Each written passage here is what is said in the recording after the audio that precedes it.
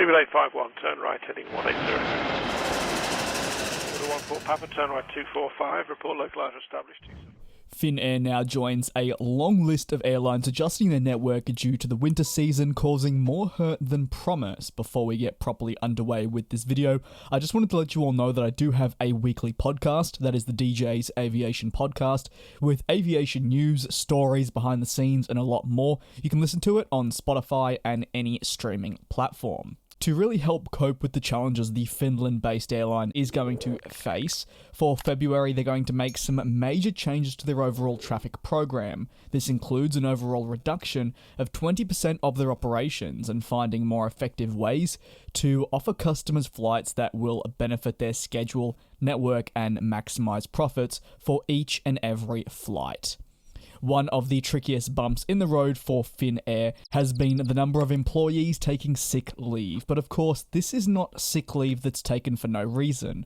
Ultimately, the number of people isolated within Finnair's operations, and even this can be extended to airports located in Finland, means operating an entire network is logistically impossible. Of course, the main reason for this isolation is that of the effects of the pandemic and the spread of that.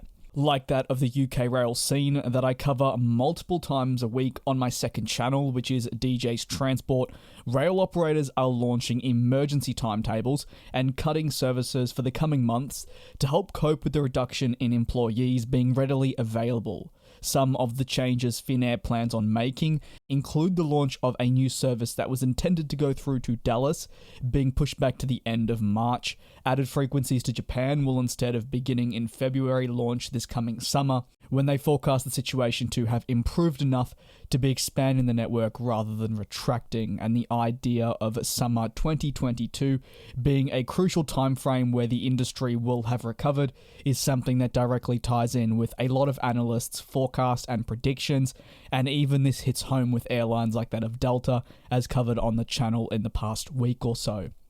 On top of all of this, there'll be a reduction in weekly services through to important destinations, Hong Kong and Singapore. Now, these are locations in Asia that are a part of their network overhaul, or underhaul if you will.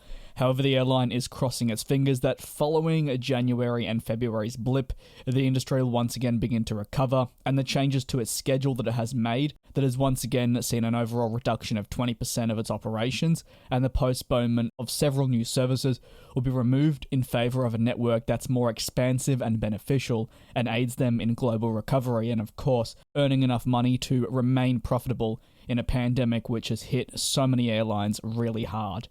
What are your thoughts on the latest at Finnair? Obviously not an airline that is all that common to this YouTube channel. However, given the effects of the pandemic, it's always great to go and have a look at different areas of the industry, whether it be Europe, South America, the United States, or even Canada, and take a look at an airline and what they're experiencing. Of course, unfortunately for Finnair, it's not the most positive news, but it's not something I would argue that we're entirely shocked about at this stage. It seems to be the normal. And of course, with the rapid spread of the pandemic, I'm not saying the key word, as I will be demonetized. It's not hard to see why for an airline like Finnair, they've had to reduce their operations 20%. In fact, it could have been far worse. I just wanted to say thank you very, very much for tuning into this video.